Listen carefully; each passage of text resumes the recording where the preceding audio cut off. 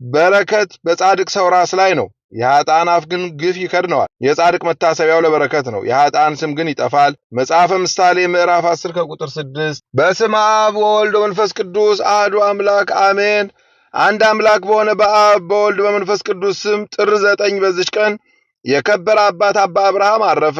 የዚህ ቅዱስ ሰው አባቱ ድሆችን የሚወዳቸውና የሚራራላቸው ነው። በዘመኑ በግብፅ አገር ታላቅ ረሃብ ሆነ። ገንዘቡንም ሁሉ ለድሆች ሰጠ። እርሱም እጅግ ባለጸጋ ነበርና ከደግነቱና ከታማኝነቱ ብዛት የተነሳ እርሱ ባለበት ሀገር ዙሪያ ያሉ ሀገሮች ሁሉ የምድራቸውን ፍሬ በእርሱ ዘንድ አደራ ያስቀምጡ ነበረ። ረሃቡ በጸና ጊዜ በእርሱ ዘንድ በአደራ የተቀመጠውን እህል ሁሉንም ለድሆች ሰጠ።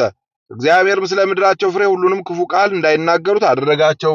በእርሱም ዘንድ ያኖሩትን የምድራቸውን ፍሬ ሽተው ወደ እርሱ በሚልኩ ጊዜ ተነስቶ ወደ እርሳቸው ይሄዳል። እነርሱም በየራሳቸው ለእያንዳንዱ የምድራቸውን ፍሬ እንደደረሳቸው አድርገው ይጽፉለታል እንጂ ምንም አይናገሩትም። የዚህ ቅዱስ እናት እግዚአብሔርን የምትፈራ ምእመን ናት። ሰይጣንም ቀናባት። በአንድ ክፉ ሰውም ልቡና አድሮ በፋርስ ሰዎች ዘንድ ነገር ሰራባት። እነርሱም ማርከው ወደ አገራቸው ወስደዋት በአንዲት ሌሊትም ራእይን አየች። ያ ነገር የሰራባት ሰው በሲኦል ውስጥ በእሳት ሰንሰለት ታስሮ እግዚአብሔር ያደረገልሽን ተመለከትሽን? ነገር የሰራብሽን ያንን ሰው ተበቅሎታልና ይላታል። እርሷ ግን ጌታዬ ሆይ መከራና ስቃይ በእርሱ ላይ እንዲደርስ አልሻም ትላለች። ያ የሚያሳያትን አንቺ ግን ወደ ሀገርሽ ተመለሺ፣ በቤትሽ ትኖሪ ዘንድ አለሽ ይላታል። እንዲሁም ሆነ። ባሏም በሞተ ጊዜ አብርሃም ድሃ አደግ ሆነ። እርሷም እናቱ ሚስት ልታጋባው አሰበች። እርሱ ግን ይህንን አልወደደም። እናቱም እጅግ ደስ ተሰኘችበት። ወደ ገዳም ሂዶ ሊመነኩስ በፈለገ ጊዜ እናቱ ልትሸኘው ወጣች። እጆቿንም ወደ ሰማይ አንስታ በመጸለይ እጇን ወደ እግዚአብሔር አደራ አስጠበቀች። አቤቱ ጌታዬ ሆይ ቁርባንን አድርገህ ተቀበለኝ አለች። በዚያን ጊዜ አባ አብርሃም ሄደ። በአስቄጥስ በረሃ ውስጥ ተጉዞ በአባ ዮሐንስ አበምኔት ዘንድ ወደ አባ መቃርስ ገዳም ደረሰ። ወደ እርሱም ወደ አባ ዮሐንስ ገባ። ተወዳጅ ልጅንም ሆነለት። በጎ ተጋድሎንም ጀመረ። በአንዲት ሌሊትም ራእይን አየ። የበዓቱ ጣሪያ ተሰነጠቀ። የክብር ባለቤት ጌታችን ኢየሱስ ክርስቶስን በኪሩቤል ሰረገላ ተቀምጦ ወደ እርሱ ሲወርድ አየው። ኪሩቤልም ያመሰግኑት ነበረ። እርሱም ፈርቶ ተንቀጠቀጠ፣ ፈጥኖም ሰገደ። ጌታችንም ባረከውና በታላቅ ክብር ወደ ሰማይ አረገ። ጌታችንም የወረደባት የቤቱን ጣሪያ የተሰነጠቀችው ምልክት ሆና እስከ ዛሬ በመታሰቢያነት አለች። እርሷም ለመንፈሳዊ አባቱ ለአበምኔት አባ ዮሐንስ መኖሪያ ቅርብ ናት። እርሷም በግቢግ ትባላለች። የእግዚአብሔር መልአክ ሁል ጊዜ ይጎበኘዋል፣ ብዙ ምስጢራትንም ይገልጥለታል፣ ያስገነዝበዋል። ከዚህም በኋላ አባ አብርሃም ወደ ደብረ ሐርዮን ሄደ። በዚያ አባ ጋርጊን አግኝቶ ወደ አስቄጥስ ገዳም ከእርሱ ጋር ወሰደውና እስከ ረፍታቸው ጊዜ በዚያ በዓት ኖሩ። አበምኔቱም አባ ዮሐንስ ባረፈ ጊዜ በአባ አብርሃም ላይ ሰይጣን ታላቅ ደዌ አምጥቶበት 18 ዓመት በዚያ ደዌ ውስጥ ኖረ። ረፍቱም በቀረበ ጊዜ ጌታችን ሥጋና ደም ያቀብሉ ዘንድ ወንድሞችን ለመናቸው። ከተቀበለም በኋላ መንፈሳዊ አባቱ አባ ዮሐንስ ወደ እርሱ መጥቶ እነሆ ወደ ታላቅ ሰርግ እግዚአብሔር ጠርቶሃል አለው። ከዚያም በኋላ ዕድሜው 80 ዓመት ሆኖት በሰላም አረፈ።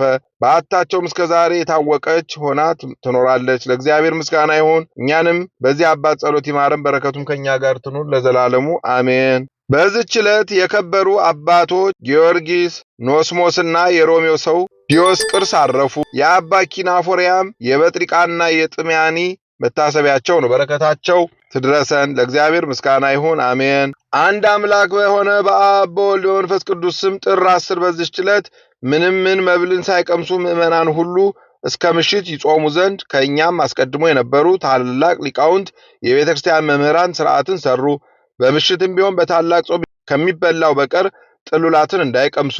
ምስጋና ይሁን ለአብ ለወልድ ለመንፈስ ቅዱስ አንድ አምላክ በሚሆን ዛሬም ዘወትርም ለዘላለሙ አሜን። በጥር 9 የሚከበሩ ዓመታዊ የቅዱሳን በዓላት አባ አብርሃም ገዳማዊ፣ አባ ጋርጊ ጻድቅ፣ ቅዱስ ዲዮስቅርስ ዘሮሜ፣ አባ ኪናፎሪያ። ቅዱሳን 318ቱ ሊቃውንት አባ በርሱማ ሶርያዊ ለሶርያ መነኮሳት ሁሉ አባት፣ አቡነ እስትንፋሰ ክርስቶስ የብሔረ ብፁዓን ጻድቃን፣ አባ መልከ ጼዴቅ ዘሚዳ፣ ቅዱስ ዞሲማ ጻድቅ። በረከት በጻድቅ ሰው ራስ ላይ ነው፣ የኃጥአን አፍ ግን ግፍ ይከድነዋል። የጻድቅ መታሰቢያው ለበረከት ነው፣ የኃጥአን ስም ግን ይጠፋል። መጽሐፈ ምሳሌ ምዕራፍ 10 ከቁጥር 6። የሰማነውን በልቦናችን ያሳድርብን። ከቅዱሳን አባቶቻችን ከቅዱሳት እናቶቻችን በረከት ረድኤት ያሳትፈን። ይቅርታውን ቸርነቱን ያርቅብን። የሰላም አምላክ ሰላሙን ፍቅሩን አንድነቱን ይስጠን።